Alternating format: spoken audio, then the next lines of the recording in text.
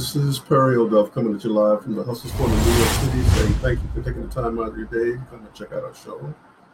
In this particular session, part three, with DeCara Smith, we talk about the difference between being incarcerated on the West Coast as opposed to being incarcerated on the East Coast, why there's no loyalty amongst thieves, why there's no glory or no uh, value into being incarcerated, no matter what they try to make you think that there is. And most of all, we talk about the one thing that could cause him to go back behind bars for the rest of his life. Luckily, he's already taken steps to prevent that. So stay tuned, enjoy the show. Don't forget to leave a comment, like, share, and subscribe, and enjoy the show.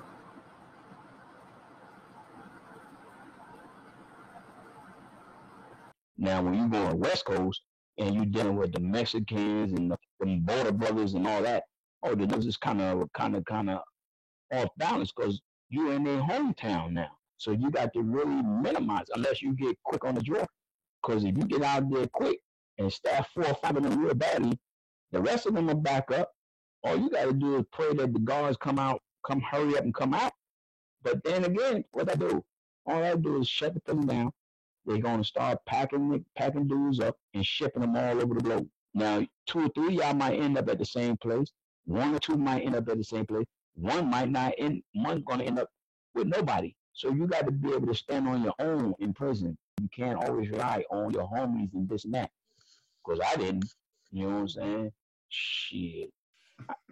Most of the time, the guards they do a bet on you guys, right? To do a riot. No, not necessarily. But the only time I would say that was true, that was before I came to the federal system when they had the Aryan Nation against the DC Black. Then, because those was in federal prisons, they betted the odds against everybody because they knew the Aryan Nation. Those dudes train to hit vital spots. That's one thing about the white boys. I will say this. At one time, I used to say white boys didn't have no fight in them. Those dudes can fight. Those dudes ain't got no shame. They don't care what color you are. They will fight you. And their purpose is to kill you. You know what I'm saying? They hit vital spots. When they stab you, oh, you best believe it's a vital spot. That's what they train for. Inside prison and outside. They train that. But back then, yeah, the police used to bet on that. But the last episode I recall was in Lewisburg when the DC Black and them got into it. Just so happened the DC Black got out on them. It was more casualties with them than it was the DC Black. Now the guards want to come and play their part. But if it was the other way around, they would have just sat back and watched it play out. But just so happened, there was so many DC Blacks getting it in that then they come play their role. You know what I'm saying? It's like they playing Monopoly with your life in it. You know what I mean? It's just crazy, man. But now it's more stricter because there's cameras. Believe me, there's cameras everywhere in there now. They should have cameras in that damn stairway when I was coming in the damn stairway. Because if you would have seen the camera, oh, you would have seen me recognize the move, and you would have seen how quick I spent back around and back down them stairs. You know, most people would look at that and say, yeah, you did the coward move. Nah, I'm trying to live, nigga. Shit, I'm trying to live. I ain't no hero. You know what I'm saying? I ain't got no weapon on me, none of that. I ain't no fool. I know when to retreat. You know what I'm saying? And that was the one time that I did retreat. You know what I'm saying? I ain't no fool. Man, I'm trying to go home. I ain't trying to die in prison. That's the worst feeling you can have is to die in prison, especially if you don't have nobody writing you, you don't have nobody come visiting you, you don't have no contact. Because the first thing they're going to do, they're going to call whoever's on your paperwork, next of kin, ask if you want the body. Most people don't want to deal with the burden, so they leave it to the prison. You're going to be buried in the back of the prison in what they call Potter's Field, not by your name, but by your ID number. That's what you'll be buried by and remembered by. 08749 055. That's what you're gonna be. That's what you're gonna be buried as. Who wants that? Come on, man. That's why my goal was After I got rid of all that nonsense that I was doing and came to my senses and said, yeah, what's most important, going home or being in here with the homies fighting and acting up? My conclusion was, I want to go home. Enough is enough. So the last 8 years of my incarceration, I started reading. I started getting into books.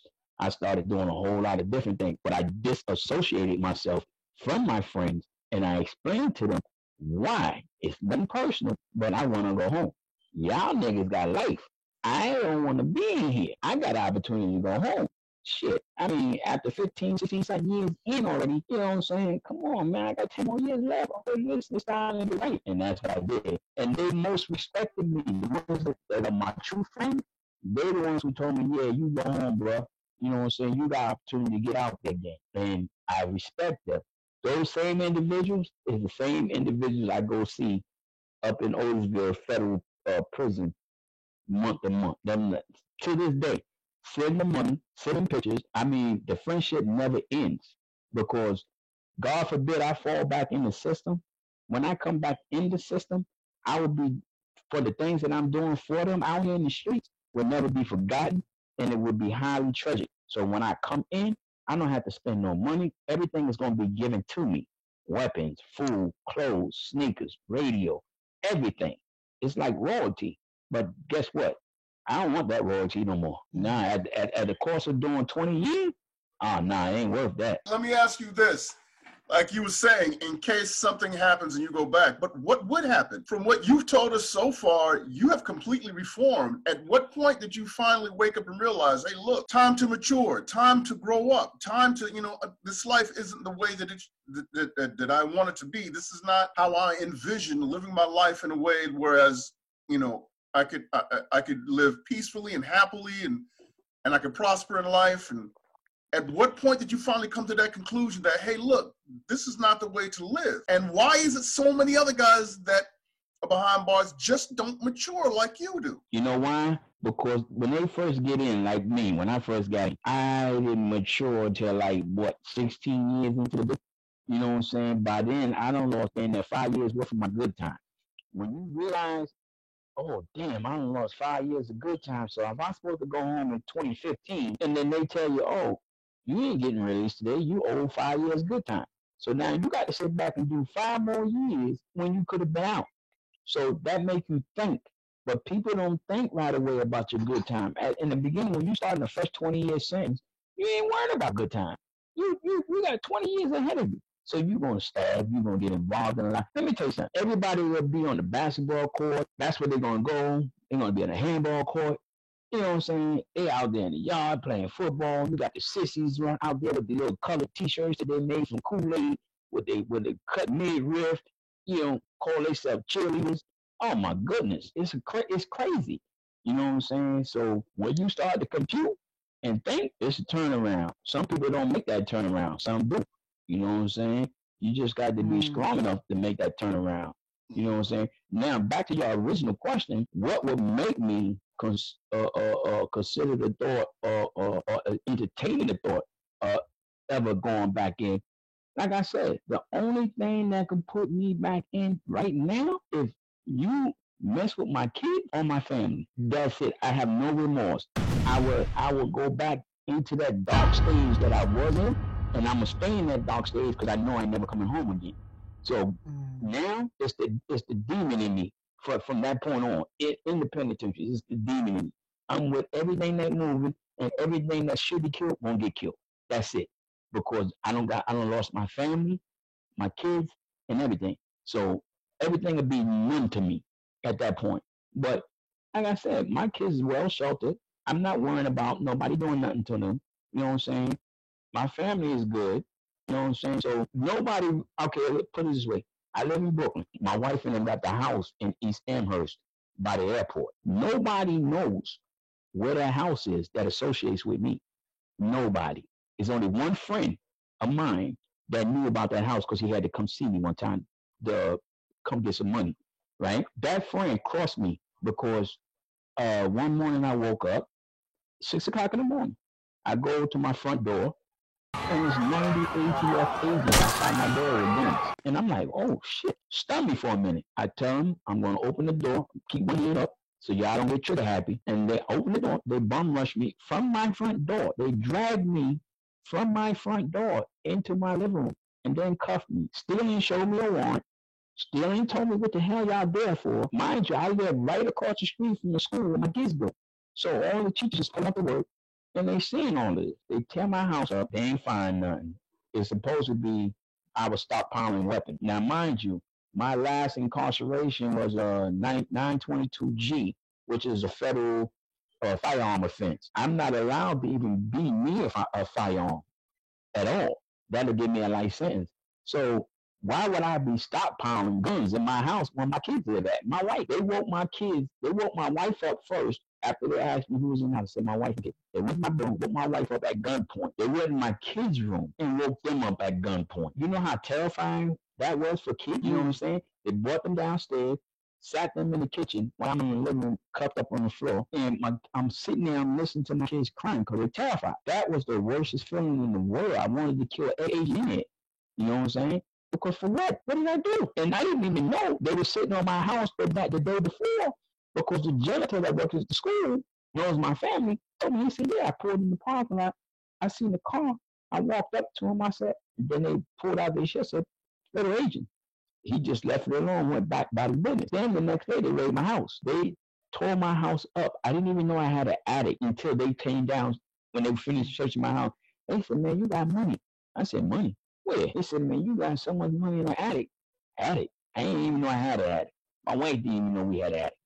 He said, you got a bunch of old albums up there. You know what was on my mind? The whole time they took me downtown and interrogated me was getting out and getting home and getting high again. Because I wanted to see money. Old albums, and it was old albums. Old Michael Jackson albums, old Al Green albums. There was albums up there that I don't even know who these people were, but they was up there. That's what was on my mind. One, they let me go at the 6-hour interrogation. But what happened was, when they showed me the pictures, asked me did I recognize him, I did recognize one guy. The guy that comes to my house. Then they showed me a picture of a female, which I didn't know. Come to find out, him and the female get caught coming to Port Authority transporting guns. Now, when I was living out here in Brooklyn, they had a conversation with me and him on the phone, talking about some brand 9mm Aztec, and I told him I'm gonna look around and find out what's what. That's it. From that conversation, they came to my house. They came to my house from that. Now, people ask me, yo, you think he snitched? I don't know. I really can't say he did or he didn't. But he the only one that knew where I live. You know what I'm saying? But the question is, why would he snitch? What would he hope to gain by snitching on you? Well, first of all, he's still on federal parole. He got about 9 years on parole. So this thing with the trafficking guns and everything else would have put him in jail for life. You know what I'm saying? So I don't know nothing about the girl. I never met her. But a lot of people ask me to this day, do you think such and such told on you? I don't know, because I'm not going to put something on somebody if I don't see paperwork. If I don't see evidence before me, I can't say he snitched or he didn't snitch. Like when I first came home, the guy that put me back in for 15 months on a violation behind the Backpage.com situation, I had paperwork. A lot of people didn't believe me when I first came home. Oh, he didn't snitch on you. He didn't do that. Oh, hell, he didn't. I had the same judge that sentenced John Gotti. Nigga, I got the paperwork with his signature and seal still on it. And I took it to the barbershop and I let everybody read it. His name is there, everything, even the broad. So I had a lot of hatred in my heart. For 15 months I was in about what he did to me and what she did to me. I carried that vendetta all the way till I came home. And I was going to act on that vendetta. My sister told me to let it go. And that was her back. That's before she passed away. That's the only thing that saved me from doing any harm to Brooklyn. This concludes this session of the Hustler's Corner in New York City. If you are a person that's incarcerated and you have books that you'd like to get out and you want to share your story, come share your story on the Hustler's Corner in New York City, Tales from the Big Cities. If you are a person who has been wrongfully convicted of a crime that you did not commit and you want to share your story, come share your story on the Hustler's Corner New York City Victims of the System series. If you are a person who has been self-reformed active in the community, came out of a past nefarious life to a more positive one, and you want to share your story, come share your story on the Hustler's Corner New York City Legends of the Hood series. If you are a Black business owner and you want to share your story of how you got your business off the ground and how you faced many challenges to succeed, come share your story on the Hustler's Corner New York City Black Business Movement series. If you are a musician or an artist or a vocalist or a rapper, hip hop artist, and you want to share your story about your career and how you have grown it into success, come share your story on the Hustler's Corner New York City On the Grind series. And if you are a woman who has been through traumatic times in her life only to overcome them, come share your story on the Hustler's Corner New York City Lipstick Stories series. And if you're enjoying this show, please help us grow. Show your love. Like, share, leave a comment, and most of all, subscribe. Thank you for joining us. Looking forward to seeing you again. This is Perry L. Duff from the Hustler's Corner New York City.